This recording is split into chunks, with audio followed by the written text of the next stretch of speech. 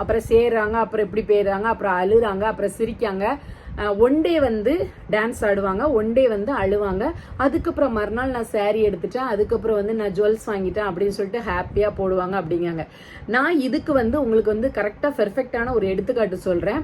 உங்களுடைய லைஃப்ல, உங்களுடைய குடும்பத்துல நல்லதும் நடக்கலாம், கெட்டதும் நடக்கலாம், எல்லார் லைஃப்லயும் வரும். சரியா?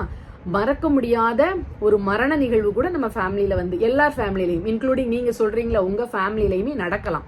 அப்போ உங்க ஃபேமிலியில ஒரு மரணம் வந்துட்டு அப்படின்னு சொல்லிட்டு எத்தனை நாளைக்கு நீங்க வந்து சாப்பிடாம இருப்பீங்க, எத்தனை நாளைக்கு உங்க வேலைக்கு போகாம இருப்பீங்க, எத்தனை நாள் திருப்பி நல்ல விதமா ட்ரெஸ் பண்ணாம இருப்பீங்க, எத்தனை நாள் வந்து என்டர்டைன்மெண்ட் பண்ணாம இருப்பீங்க, அடுத்தது உங்க லைஃப்ல நீங்க எத்தனை நாள் ஈடுபடாம இருப்பீங்க சொல்லுங்க. சரியா?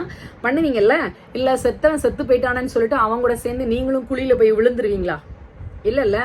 அதே மாதிரி தான் ஒருத்தங்களுக்கு வந்து அதிகமான அந்த மன அழுத்தம், அந்த ஸ்ட்ரெஸ், அந்த வேதனை வரும் பொழுது அதை வந்து இன்னொன்னு என்னன்னா, நான் நிறைய டைம் சொல்லியிருக்கேன், நிராயுதபாணியா அந்த என்னுடைய வேதனையை ஷேர் பண்றதுக்கு கூட